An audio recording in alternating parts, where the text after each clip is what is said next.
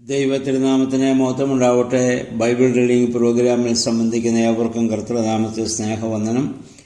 ഉൽപ്പത്തി പുസ്തകം 25-ാം അധ്യായം നമ്മളിന്ന് വായിക്കുകയും ധ്യാനിക്കുകയും ചെയ്യുന്നു. 24-ാം അധ്യായത്തിൽ ഇസഹാക്കിൻ്റെ വിവാഹമാണല്ലോ നമ്മൾ കണ്ടത്. അവിടെ ബെഥുവേലിൻ്റെ മകളും ലാബാന്റെ സഹോദരിയുമായിരുന്ന റിബേക്കായെ ഇസഹാക്ക് വിവാഹം ചെയ്ത് അദ്ദേഹം സന്തോഷമായി ജീവിക്കുന്നു. സാറ മരിച്ചതിനാൽ അബ്രാഹാം ഇപ്പോൾ ഒറ്റയ്ക്കായി. അതുകൊണ്ട് അബ്രാഹാം മറ്റൊരു സ്ത്രീയെ വിവാഹം കഴിക്കുന്നു. കെത്തൂറ എന്ന് പറയുന്ന ഒരു സ്ത്രീയെ വിവാഹം കഴിക്കുകയും അവിടെ നിന്ന് അദ്ദേഹത്തിന് മക്കൾ ജനിക്കുകയും ചെയ്യുന്ന സംഭവം നമ്മൾ വായിക്കുന്നു. എന്നാൽ അബ്രാഹാം തനിക്കുണ്ടായിരുന്നതെല്ലാം ഇസഹാക്കിന് കൊടുത്തുവെന്ന് അതിൻ്റെ 25-ാം അധ്യായത്തിൻ്റെ 5-ാം വാക്യത്തിൽ നമ്മൾ വായിക്കുന്നു. കാരണം അവനാണ് വാഗ്ദത്ത സന്തതി. മറ്റുള്ളവർക്കും താൻ സമ്പത്ത് കൊടുത്തിട്ടുണ്ട്. എന്നാൽ തൻ്റെ അനുഗ്രഹങ്ങളും എല്ലാം അബ്രാഹാം നൽകുന്നത് ഇസഹാക്കിനാണ്. അതിനുശേഷം അബ്രാഹാമിൻ്റെ മരണം സംഭവിക്കുന്നു. ആയുഷ്കാലം 175 വർഷമായിരുന്നു നമ്മൾ കാണുന്നുണ്ട്. സാറ 127-ാം വയസ്സിൽ സാറ മരിക്കുന്നു. അതിനുശേഷം 48 വർഷം അബ്രാഹാം ജീവിച്ചിരുന്നു. അബ്രാഹാം മരിച്ചപ്പോൾ സാറയെ അടക്കം ചെയ്ത ഹിത്യയിൽ നിന്ന് അബ്രാഹാം വില കൊടുത്തു വാങ്ങിയ ആ മക്പേല എന്ന് പറയുന്ന സ്ഥലത്തുള്ളതായ ഗുഹയിൽ സാറയെ സംസ്കരിച്ചെടുത്തുന്ന അബ്രാഹാമിനെയും അവിടെ കൊണ്ടുവന്ന് സംസ്കരിക്കുകയാണ്. ഇനി പൂർവ്വപിതാക്കന്മാരൊക്കെ അവിടെ കവറടങ്ങ് നമുക്ക് കാണാൻ സാധിക്കും. അതിനുശേഷം അബ്രാഹാത്തിൻ്റെ മരണത്തിന് ശേഷം ദൈവം അവൻ്റെ പുത്രൻ ഇസഹാക്കിനെ അനുഗ്രഹിച്ചു നമ്മൾ കാണുന്നു 11-ാം വാക്യം. കാരണം വാഗ്ദത്ത സന്തതിയാണ്, ദൈവം നൽകിയ മകനാണ്. അബ്രാഹാമിൻ്റെ വിശ്വാസത്തിൻ്റെ പൂർണ്ണത നമുക്കറിയാം. വിശ്വാസികളുടെ പിതാവായ അബ്രാഹാം ജീവിതത്തിൽ ഒരുപാട് പ്രതിസന്ധി ഘട്ടങ്ങളിലൂടെയൊക്കെ കടന്നുപോയി. അതിനെയൊക്കെ വിശ്വാസത്താൽ അദ്ദേഹം അതിജീവിച്ചു. ആ വിശ്വാസത്തിൽ ജനിച്ച മകനാണല്ലോ ഇസഹാക്ക്. ആ ഇസഹാക്കിനെ ദൈവം ഇവിടെ അനുഗ്രഹിക്കുകയാണ്. 12 മുതൽ 18 വരെയുള്ള വാക്യങ്ങളിൽ ഇനി ഇസ്മായിലിൻ്റെ സന്തതികളെക്കുറിച്ച് നമ്മൾ വായിക്കുന്നു. ഇനി മുന്നോട്ടധികം അവരെക്കുറിച്ച് വേദപുസ്തകത്തിൽ പരാമർശമില്ല. 19 മുതലുള്ള വാക്യങ്ങളിൽ ഇസഹാക്കിന്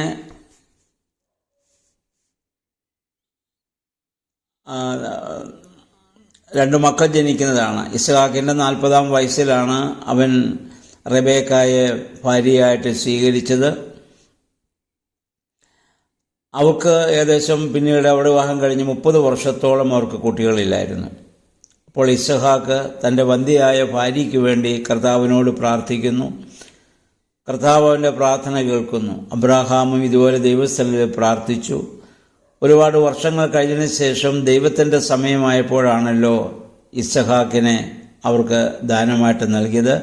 ഇപ്പോൾ ഇസഹാക്കിൻ്റെ പ്രാർത്ഥനയെ കേട്ട് ദൈവം റിബേക്കായ്ക്ക് 2 മക്കളെയാണ് അവളുടെ ഉദരത്തിൽ ഇപ്പോൾ ജന്മം നൽകുന്നത്.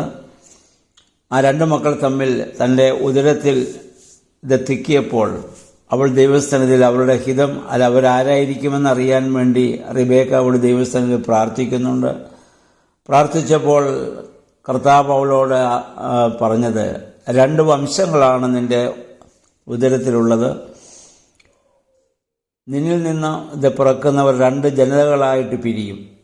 ഒന്ന് മറ്റേതിനേക്കാൾ ശക്തമായിരിക്കും. മൂത്തവൻ ഇളയവനെ സേവിക്കും. അപ്പം അങ്ങനെ ആ ഒരു വാഗ്ദത്തം ഒരറിയിപ്പ് അവൾക്ക് ലഭിച്ചു. അതിനുശേഷം ആ കുട്ടികളെ പ്രസവിക്കാൻ സമയമായപ്പോൾ അവർ 2 പേരെ അവൾ പ്രസവിക്കുകയാണ്. ആദ്യം പുറത്തു വരുന്നത് ഏശാവാണ്. അതിനുശേഷമാണ് ഈ യാക്കോബ് വരുന്നത്. യാക്കോബ് ഏശാവിൻ്റെ കുതികാലിൽ പിടിച്ചിരുന്നതെന്ന് നമ്മൾ വായിക്കുന്നുണ്ട്. പിന്നീട് മുന്നോട്ട് ചെല്ലുമ്പോൾ ഇതിൻ്റെയൊക്കെ അനുഭവങ്ങൾ നമുക്ക് ബൈബിളിലൂടെ കാണുവാൻ സാധിക്കുന്നുമുണ്ട്. പിന്നീട് അവർ 2 പേരും അവരുടെ മക്കളായി ഇവിടെ വളരുന്നു. അതിൽ ഏശാവിനെ കുറിച്ച് പറയുന്നത് അവൻ ചുമന്ന നിറമുള്ളവൻ, ഭൂമിയുടെ നിറമുള്ളവനാണ്. അവൻ എല്ലാത്തിലും ഒരു സമർത്ഥനായിരുന്നു നമുക്കറിയാം. ഭൗതികമായ സകലത്തിലും അവൻ വളരെ മിടുക്കനാണ്, നല്ല കായികശേഷിയുള്ളവനാണ്. വേട്ടയാടാൻ അവൻ വളരെ സമർത്ഥനാണ്, അല്ലെങ്കിൽ കൃഷി ചെയ്യാനുമൊക്കെ അവനെ കൊള്ളാം. എന്നാൽ യാക്കോബിനെക്കുറിച്ച് അങ്ങനെ നമ്മൾ വായിക്കുന്നില്ല. യാക്കോബ് ഒരു ശാന്തനായിരുന്നു. അവൻ്റെ ജീവിതത്തിൽ ഒരു പക്ഷേ ആത്മീയതയ്ക്കായിരിക്കാം അവൻ മുൻഗണന കൊടുത്തിട്ടുള്ളത്, അല്ലെങ്കിൽ തൻ്റെ സഹോദരനെ പോലെ വേട്ടയാടാനുള്ള കഴിവോ അല്ലെ കൃഷി ചെയ്യാനുള്ള ആ ഒരു താല്പര്യമോ അതിനുള്ള കഴിവോ ഒന്നും അവനില്ല. ലോകത്തിൻ്റെ മുന്നിൽ അവനൊരു പക്ഷേ ഒരു മണ്ടനായിരിക്കാം. സമൂഹത്തിൻ്റെ മുന്നിൽ അന്ന് മിടുക്കനായി ജീവിക്കുന്നത് നമുക്കറിയാം ഏശാവായിരിക്കാം. പിന്നീട് ആ കുടുംബത്തിൽ എന്ത് സംഭവിക്കുന്നു എന്ന് നമ്മൾ ചിന്തിക്കേണ്ടതാണ്. ഈ മാതാപിതാക്കൾ രണ്ടു മക്കളെയും അവരുടെ ഇടയിൽ ഒരു വിഭാഗീയ ചിന്ത ഉണ്ടാവുകയാണ്.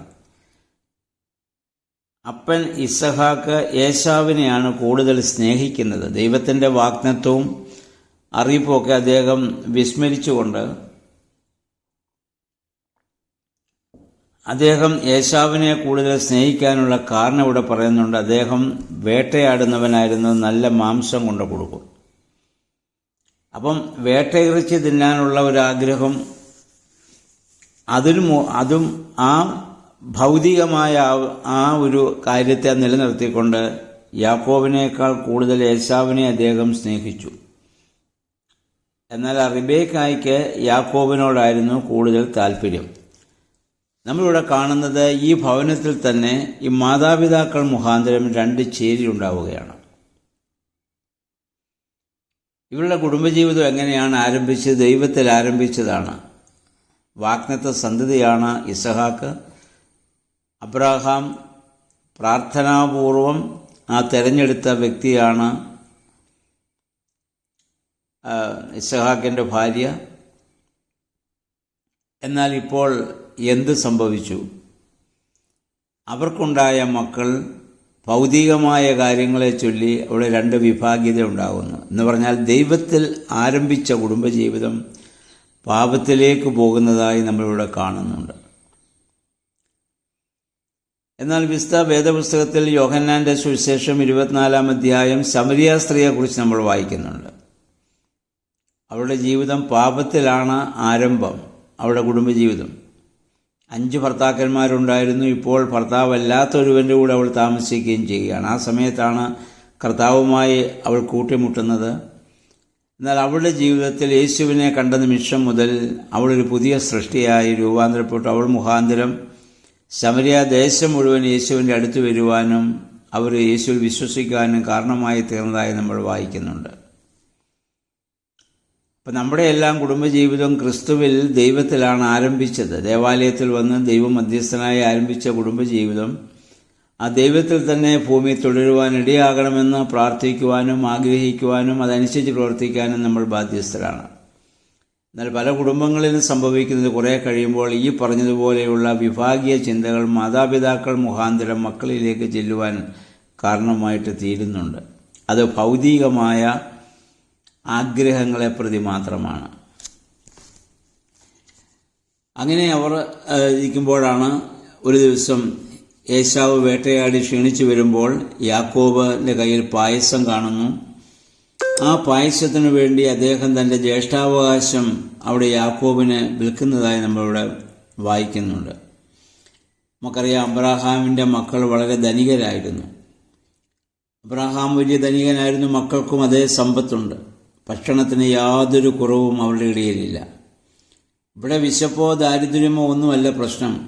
ഏശാവിനെ സംബന്ധിച്ചിടത്തോളം അദ്ദേഹം ജ്യേഷ്ഠാവകാശം കൊടുക്കാൻ കാരണം അതിനത്ര വില മാത്രമേ അദ്ദേഹം കൽപ്പിച്ചുള്ളൂ എന്നുള്ളതാണ്. ഈ ജ്യേഷ്ഠാവകാശം എന്ന് പറയുന്നത് അതൊരു വലിയ അവകാശമാണ് ആ കാലത്ത്. അത് അവന് ജ്യേഷ്ഠാവകാശമുള്ളവനാണ് കുടുംബത്തിൻ്റെ നായകൻ. അപ്പനില്ലെങ്കിൽ അവൻ പുരോഹിതനാണ്, കുടുംബത്തിലെ പുരോഹിതനാണ് ജ്യേഷ്ഠാവകാശമുള്ളവൻ. ആ രീതിയിലുള്ള അവകാശം അവനുണ്ട്.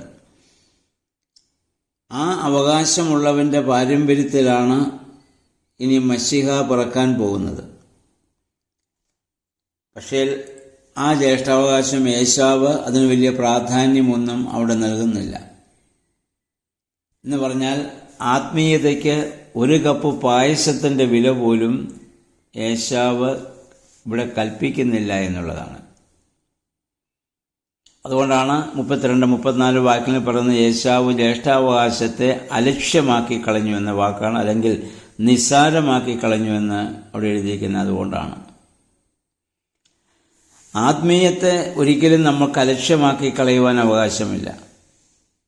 ലൗകികമായ ആ സുഖത്തെയാണ്, സന്തോഷത്തെയാണ് ചുവന്ന പായസം ഇവിടെ സൂചിപ്പിക്കുന്നത്. പലപ്പോഴും ആ ലൗകികതയ്ക്ക് വേണ്ടി ആത്മീയതയെ മറന്ന് നമ്മൾ ജീവിക്കുന്ന ജീവിത രീതി പലപ്പോഴും നമ്മുടെയൊക്കെ ജീവിതത്തിലുണ്ടാവുന്നില്ലേ എന്ന് നമ്മൾ ചിന്തിക്കേണ്ടതാണ്.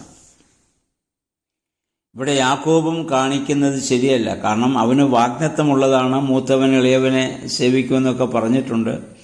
പക്ഷേ ലഭിക്കേണ്ട സ്വാഭാവികമായി അവനിൽ വന്നു ചേരേണ്ടതായ ഈ ജ്യേഷ്ഠാവകാശത്തെ അവനിവിടെ അവനിവിടെ കൗശലത്തിലൂടെ പിടിച്ചെടുക്കാൻ വേണ്ടി ഇവിടെ ശ്രമിക്കുന്നു എന്നുള്ളതാണ്. അതുകൊണ്ട് പിന്നീട് ഈ അപ്പനെയും അവന് കബളിപ്പിക്കുന്ന രീതി മുന്നോട്ട് നമ്മൾ കാണും. അതുകൊണ്ട് ദൈവം പിന്നീട് യാക്കോബിൻ്റെ ജീവിതത്തിൽ എങ്ങനെ ഇടപെട്ടു നമ്മൾ കാണുന്നുണ്ട്. അമ്മാവിൻ്റെ ഭവനത്തിൽ പോയി 20 വർഷം അവിടെ കഠിനാധ്വാനം ചെയ്യേണ്ട ഒരു സാഹചര്യം അവിടെ വരുന്നുണ്ട്. എന്ന് പറഞ്ഞ് ദൈവം അവനെ മെരുക്കിയെടുക്കുകയാണ്. നമ്മുടെ നാട്ടിൽ സാധാരണ പറയാറുണ്ടല്ലോ ദുർഗുണ പരിഹാര പാഠശാലയെന്ന്. അതാണ് യാക്കോബിനെ സംബന്ധിച്ചിടത്തോളം ഇനി അവൻ്റെ ജീവിതത്തിൽ വരാൻ പോകുന്ന 10, 20, 21 വർഷം ഇനി അതാണ്.